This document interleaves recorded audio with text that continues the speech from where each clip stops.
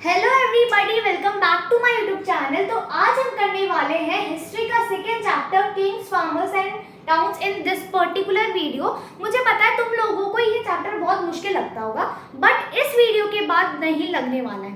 देखो, मैं इस चैप्टर को इतने अच्छे से बिल्कुल कहानी की फॉर्म में आपको समझा दूंगी। आई एम श्योर कि इस वीडियो के बाद आपको कोई डाउट नहीं रह जाएगा, और फिर भी रह जाएगा तो कमेंट सेक्शन में कमेंट करना। और दूसरा काम तुम्हें क्या करना है, देखो मैं तुम्हें ये कंटेंट प्रोवाइड कर रही हूँ, सो मुझे सिमिलर सपोर्ट तुम्हारी साइड से भी चाहिए। You need to subscribe this channel and share this video with all of your friends, ठीक है। तो आगे बढ़ते हैं। उससे पहले हम इसका सिनेरियो देख लेते हैं कि भाई किंग्स, फार्मर्स एंड टाउन्स।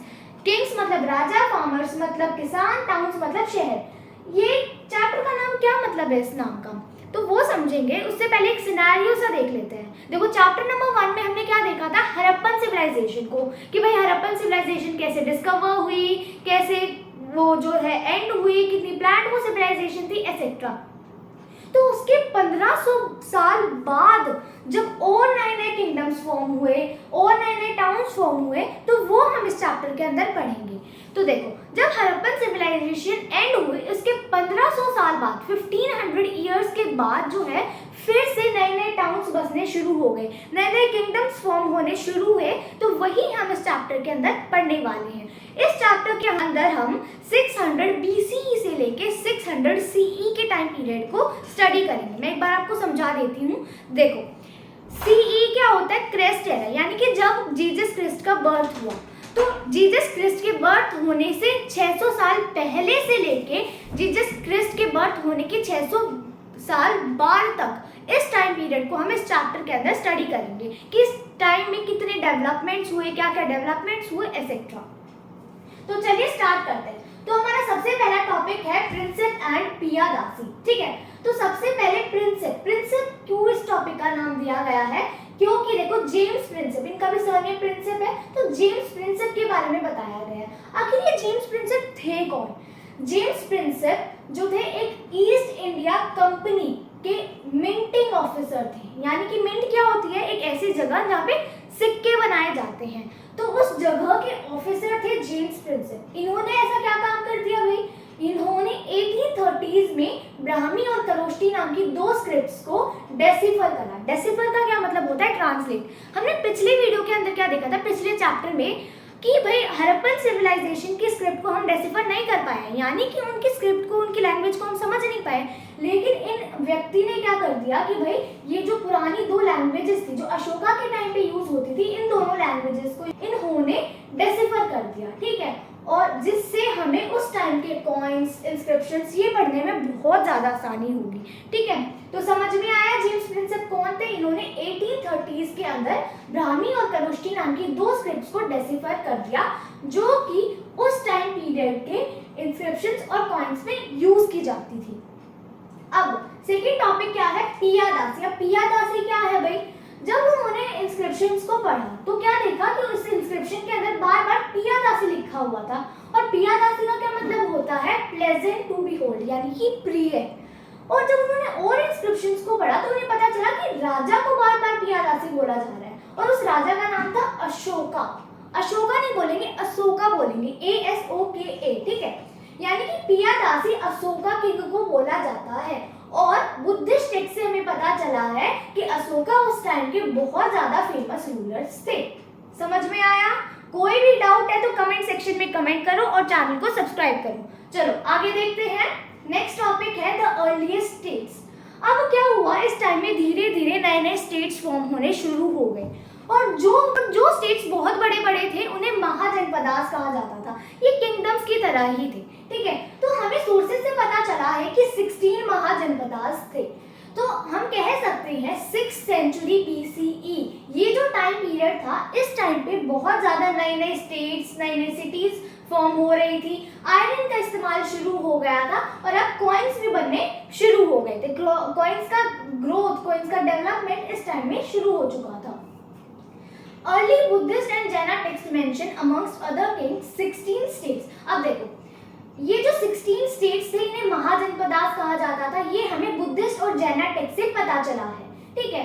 और इन 16 महाजनपदास में से सबसे ज्यादा इंपॉर्टेंट महाजनपदास कौन से थे, वाजी, मगध, कोसला, कुरु, पांचाला, गांधारा, अवंती। ठीक है, ये बहुत ज्यादा इंपॉर्टेंट महाजनपदास थे और ये आपको याद करने हैं और मुझे कमेंट सेक्शन में कमेंट करनी है ताकि मुझे पता चल जाए कि आपको ये याद हो गए हैं। ठीक है, ये इंपॉर्टेंट महाजनपदास से सबसे ज्यादा। While most mahajanapadas were ruled by kings, ज्यादातर महाजनपदास को राजा रूल करते थे, किंग्स रूल करते थे, लेकिन कुछ महाजनपदास को गनाज और शंगास जैसे ओलिगार्चीज रूल करती थी। अब ये गनाज और शंगास क्या होती हैं? देखो, कई महाजनपदास को बहुत सारे लोग मिलके रूल करते थे और उन ग्रुप्स को गनाज और शंगास कहते थे। ठीक है, और ओलिगार्ची का मतलब यही है, ग्रुप ऑफ पीपल जो रूल करते थे, और इन लोगों को राजा ही बोला जाता था, इनको भी राजा ही बोला जाता था। बस फर्क इतना था, इनको बहुत सारे राजा मिलकर रूल करते थे। और जो बुद्धा थे ना, वो भी इन्हीं ओलिगार्ची से, इन्हीं गनाज से बिलोंग करते थे।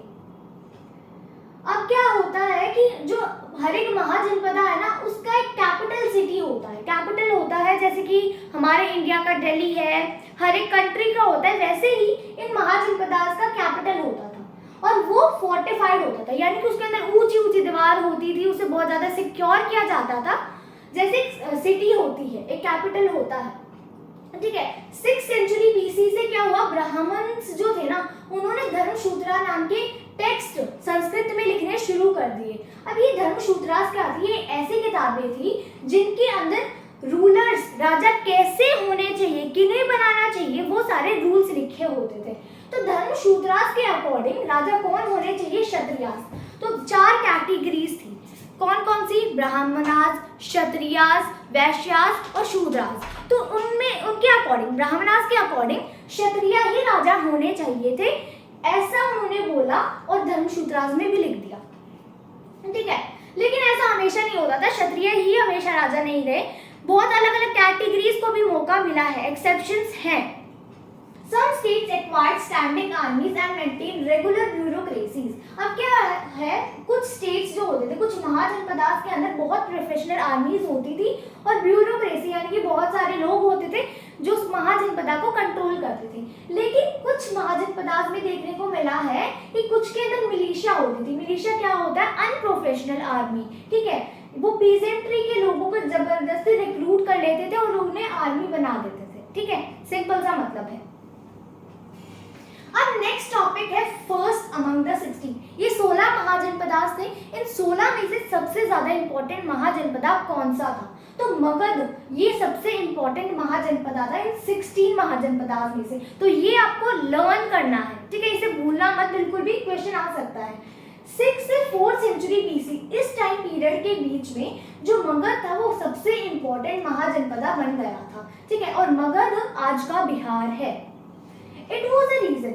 अब ये इतना पावरफुल क्यों बना? क्योंकि यहाँ पर एग्रीकल्चर बहुत ज्यादा प्रोडक्टिव था, साथ ही साथ नेचुरल रिसोर्सेज की भी यहाँ पर कमी नहीं थी। एनिमल्स जैसे कि एलिफेंट, वो यहाँ पर बहुत ज्यादा संख्या में मिलते थे और एलिफेंट उस टाइम पीरियड में आर्मी में बहुत इंपॉर्टेंट रोल प्ले करते थे। मतलब आर्मी में एलिफेंट्स की बहुत ज्यादा नीड होती थी। could be procured from the forest spreads of the region, और बहुत सारे दूसरे नेचुरल रिसोर्सेज भी जंगल से उन्हें मिल जाते थे।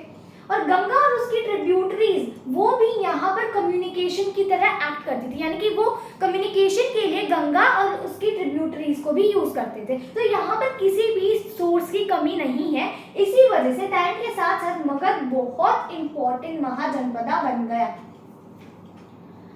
मगध, ऐसा माना जाता है कि मगध को उसकी पावर उसके किंग से मिली है। मतलब यहाँ पर बहुत एम्बिशियस, बहुत पावरफुल राजा आए हैं, जैसे कि बिंबिसार, अजातशत्रु, महापद्मानंद। ये यहाँ के कुछ राजा हैं और इवन यहाँ के मिनिस्टर्स भी बहुत ज्यादा अच्छे से पॉलिसीज को इम्प्लीमेंट करते थे। अब मगध की कैपिटल सबसे पहले थी राजगृह। 4th सेंचुरी में क्या हुआ, इसकी कैपिटल को चेंज करके पाटलिपुत्र कर दिया, जो आज का पटना है। अब देखो, एन अर्ली एम्पायर। अब क्या हुआ, ये जो मगध था ना, ये टाइम के साथ बहुत ज्यादा डेवलप होता चला गया और धीरे धीरे करके यहाँ पर एक एम्पायर डेवलप हो गया, जिसे हम मौर्यन एम्पायर के नाम से जानते हैं। चंद्रगुप्त मौर्य ने ये एम्पायर फाउंड करा था 321 BCE में। किन्होंने ढूंढा था? चंद्रगुप्त मौर्य ने। क्वेश्चन आ सकता है, मैं बार बार बोल रही हूँ तो ये याद कर लेना, मैं कमेंट सेक्शन में इसके आंसर पूछूंगी। ठीक है। तो क्या हुआ, ये चंद्रगुप्त मौर्य ने एम्पायर बना लिया। अब इन्होंने ये एम्पायर अफगानिस्तान से लेके बलूचिस्तान तक इतना स्प्रेड कर लिया, और उनके पोते थे अशोका, उन्होंने भी बहुत ज्यादा इस एम्पायर को स्प्रेड करा था, बहुत ज्यादा बड़ा करा था इस एम्पायर को। और ये भी बहुत ज्यादा फेमस रूलर थे अर्ली इंडिया के।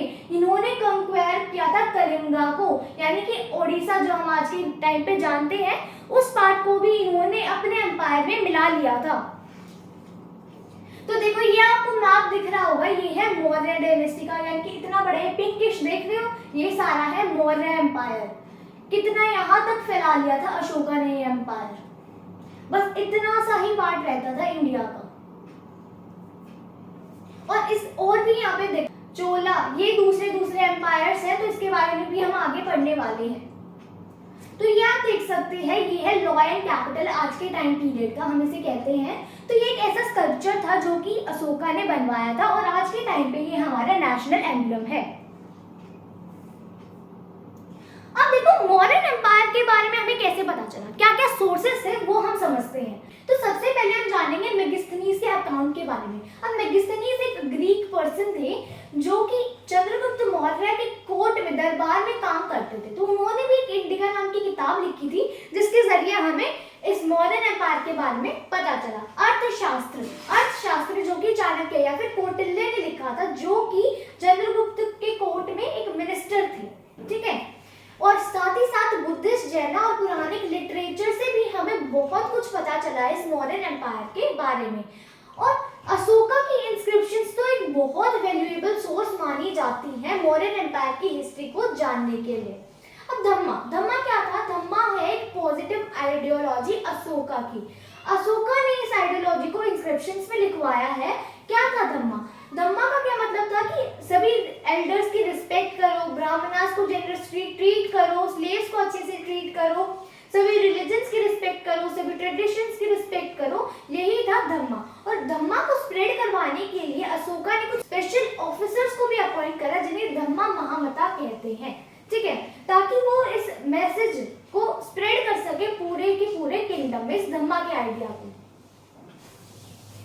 अब है एडमिनिस्ट्रेटिंग सेंटर्स, यानी कि इतना बड़ा ये किंगडम था, कैसे इसको एडमिनिस्ट्रेट किया जाता था, कैसे इसे कंट्रोल किया जाता था। तो कुछ पॉलिटिकल सेंटर्स थे, जैसे कि कैपिटल था पाटलिपुत्र। पाटलिपुत्र में बहुत स्ट्रॉन्ग कंट्रोल था, जिसके जरिए इस पूरे किंगडम पे कंट्रोल किया जाता था। साथ ही साथ कुछ प्रोविंशियल सेंटर्स थे, जैसे कि तक्षशिला, उज्जैनी, तोसाली, स्वर्णनगरी, यानी कि एक कैपिटल होता था, बहुत सारे प्रोविंसेस होते थे। प्रोविंसेस के जरिए राज किया जाता था, और उन प्रोविंसेस के ऊपर एक कैपिटल होता था, जो कि उन प्रोविंसेस को देखता था कि वो कुछ गड़बड़ी तो नहीं कर रहे हैं। It is likely that administrative control was strongest in the areas around the capital and provincial centers. और इन provincial centers और capital में बहुत ज़्यादा strong control था, और ये provincial centers भी बहुत ध्यान से चूज करे गए थे। वो जगह जो कि किन्हीं चीजों में रिच थी, उन्हें as a provincial centers choose किया गया था, जैसे कि तक्षशिला और उज्जैन। ये important ट्रेड रूट्स के सेंटर्स थे, तो वहां पर इन्होंने एक प्रोविंशियल सेंटर बना लिया। स्वर्णनगरी, यहाँ पर बहुत ज्यादा गोल्ड माइंस थी, ठीक है, कर्नाटक में ये जगह है, तो उस जगह को चूज कर लिया गया एज अ सेंटर, ठीक है, क्योंकि उस टाइम पे गोल्ड का बहुत इस्तेमाल होता था सिक्के बनाने के लिए। अब इस एम्पायर में कम्युनिकेशन कैसे होती थी? Land as well as river and routes, दोनों ही तरीकों से कम्युनिकेशन की जाती थी एम्पायर को मेंटेन करने के लिए। मेगिस्थनीज लिखते हैं कि एम्पायर में एक कमेटी होती थी, एक बड़ी कमेटी होती थी, जिसके अंदर 6 सब कमेटी होती थी, जो कि सारा मिलिट्री की एक्टिविटी को देखती थी, सारा मिलिट्री का काम संभालती थी। 19th सेंचुरी में क्या हुआ, मॉडर्न एम्पायर के बारे में हमें पता चला जब हम ब्रिटिशर्स के अंडर कंट्रोल में थे, कॉलोनियल रूल में थे, तो उस टाइम पे हमें मॉडर्न एम्पायर के बारे में पता चला, और उसे बहुत बड़ा लैंडमार्क माना जाता है हमारी इंडियन हिस्ट्री में। अब देखो क्या हुआ, मौर्यास के बारे में कुछ आर्कियोलॉजिकल फाइंड्स मिले हैं, जैसे कि स्कल्पचर्स मिले हैं, बहुत सारे आर्ट पीसेस मिले हैं, जिससे हमें एम्पायर के बारे में पता चला। अब क्या हुआ, जब हम ब्रिटिशर्स के अंडर कंट्रोल में थे, तो बहुत सारे नेशनल लीडर्स ने अशोका को एज अ इंस्पायरिंग फिगर देखा, क्योंकि अशोका बहुत ज्यादा पावरफुल थे, बहुत अच्छे किंग थे, तो उस वजह से उस टाइम के नेशनलिस्ट लीडर्स ने अशोका को एज अ मोटिवेशनल फिगर देखा, क्योंकि उन्होंने बहुत सारे ग्रैंड टाइटल्स अपनाए हुए थे, बहुत ज़्यादा ग्रैंड टाइटल्स उनको दिए गए थे, इस वजह से कि वो बहुत पावरफुल है एंड ग्रैंड है, इस वजह से उन्हें एज अ हीरोइक फिगर वो लेके चले थे। नेक्स्ट टॉपिक है न्यू नोशंस ऑफ किंगशिप, यानी कि राज करने के, शासन करने के नए तरीके। सेकेंड सेंचुरी बीसी में क्या हुआ, नए नए चीफडम्स और किंगडम्स बनने शुरू हो गए सब कॉन्टिनेंट में, यानी कि इंडिया के अंदर और नए नए किंगडम्स बनने शुरू हो गए। जैसे कि डेक्कन वाली जगह पे साउथ में बहुत ज्यादा नए नए किंगडम्स आए, जैसे कि चोलास, चेरास और Pandyas.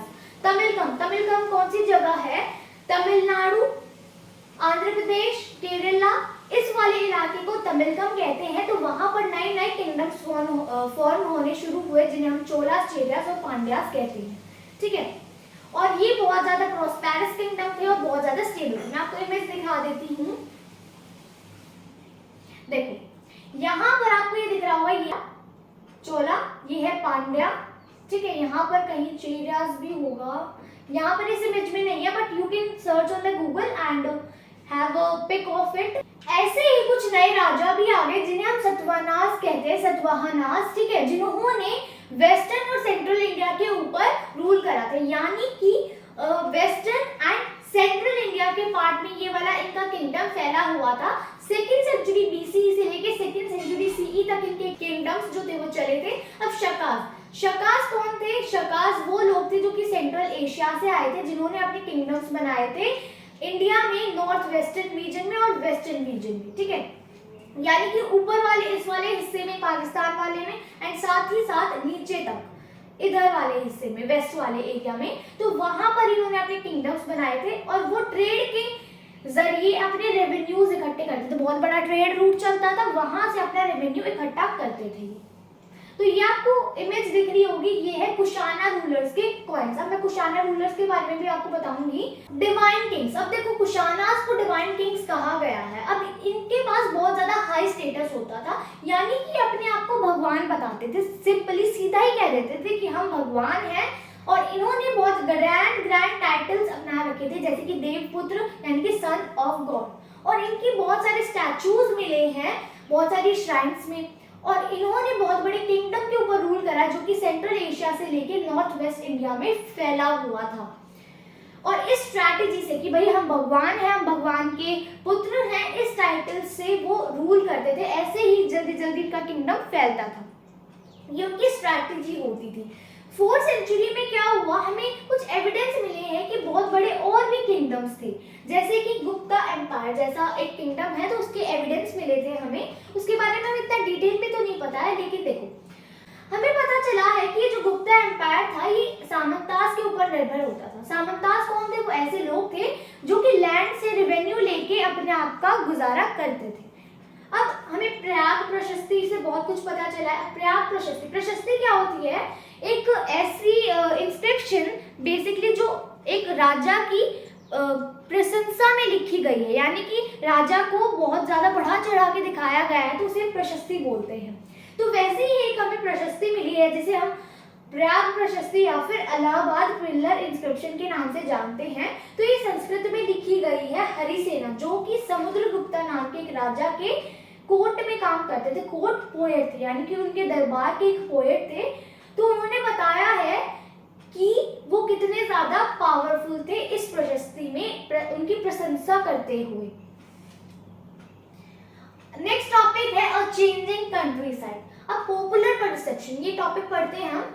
Anthology such as Jatakas and Panchatantra. देखो हमें राजा के बारे में तो बहुत कुछ पता चल गया, लेकिन उनकी प्रजा के बारे में हमें कैसे पता चला है, ठीक है, तो वो हम देखते हैं। तो जातकास और पंचतंत्र जैसे कुछ टेक्स्ट के अंदर हमें उनके सिटीजन्स के बारे में, उनके सब्जेक्ट्स के बारे में, उनके प्रजा के बारे में पता चला है कि उनकी प्रजा कैसी थी, यानी उनके प्रजा के साथ उनका कैसा रिलेशन था। तो जैसे कि एक जातक है, यानी कि एक कहानी है जिसे हम गंडा टिंडू जातका कहते हैं। तो उसमें बताया गया है कि राजा के लिए उसके सब्जेक्ट्स क्या सोचते थे। सब्जेक्ट्स जो थे वो बहुत ज्यादा दुखी थे उनके राजा से। क्यों भाई? राजा बहुत ज़्यादा हाई टैक्स डिमांड करता था जो कि पीजेंट्स के लिए पॉसिबल नहीं था, बहुत ज़्यादा ओप्रेसिव, बहुत ज़्यादा दबाव महसूस करते थे वो इस आइडिया से। तो वो आइडिया बताया गया है इस जातका में, इस टेक्स्ट के अंदर, ठीक है। तो दो इम्पॉर्टेंट चीजें हमने यहाँ पे देखी हैं। एक तो देखो गंडा टिम्बुकु जातका और हमें कैसे पता चला है? इन दो सोर्सेज की मदद से। Certain strategies aimed at increasing production to meet the growing demand for taxes also were adopted. अब कुछ स्ट्रैटेजीज अडॉप्ट करी गई ताकि प्रोडक्शन को बढ़ाया जा सके। जैसे कि एग्रीकल्चर के अंदर क्या किया गया, उन्होंने एलुबल रिवर वैलीज, इन इलाकों में अब अपना एग्रीकल्चर करना शुरू कर दिया, ठीक है। अब क्या हुआ, उन्होंने ट्रांसप्लांटेशन का बहुत ज्यादा इस्तेमाल करना शुरू कर दिया। इस टाइम में इंट्रोडक्शन हुआ था ट्रांसप्लांटेशन का, यानी कि एक जगह से फसल उखाड़ो और दूसरी जगह पे उसे प्लांट करो, इसे बोलते हैं ट्रांसप्लांटेशन। तो इस टाइम पे ये चीज शुरू हुई थी। दूसरी स्ट्रैटेजी क्या थी? इन्होंने एग्रीकल्चरल प्रोडक्शन को इंक्रीज करने के लिए अब इरिगेशन फैसिलिटीज अपना ली थी, जैसे कि वेल्स, टैंक्स, केनाल्स बहुत कमी मिली है क्योंकि ये बहुत ज्यादा एक्सपेंसिव साबित होती है। तो ये सारी चीजें हमें देखने को मिली। अब क्या हुआ, प्रोडक्शन तो इंक्रीज हो गया, लेकिन हर जगह पे प्रोडक्शन इंक्रीज इतना अच्छे से नहीं हुआ क्योंकि कुछ एक्सेप्शंस थी, यानी कि जैसे कि जो पुअर लोग थे वो इन चीजों को अडॉप्ट नहीं कर पा रहे थे, उनके लिए इकोनॉमिकली ये पॉसिबल ही नहीं था। अब the stories of Buddhist tradition refer to the term gahapati. अब हमें कुछ स्टोरीज मिली हैं बुद्धिस्ट ट्रेडिशन की जिसमें गहपति बताया गया। गहपति क्या है? पाली टेक्स्ट में एक लिखा गया है कि सेकेंड और थर्ड कैटेगरी को गहपति कहते हैं। समझ में आया? तमिल लिटरेचर में भी बताया गया है कि लैंड ओनर्स को क्या बोलते हैं उस टाइम पे और स्लेव्स को क्या बोलते थे, तो ये बताया गया है। जैसे कि लैंड ओनर्स को बोला जाता था Vellalar, I think so, and slaves को अधिमाई। ये आप एक बार गूगल पे चेक कर लेना। फिर भी तमिल में ये बताया गया है कि तमिल में वो क्या बोलते थे उस टाइम पे, बस इतना ही है। सो स्टूडेंट्स, आई होप जो भी टॉपिक्स मैंने इस पर्टिकुलर वीडियो के अंदर कवर करे हैं वो सारे आपको अच्छे से समझ आए होंगे। एंड फिर भी कोई भी आपको डाउट है तो you can comment down in the comment section and also don't forget to subscribe this channel and share this video with all of your friends. Thanks for watching.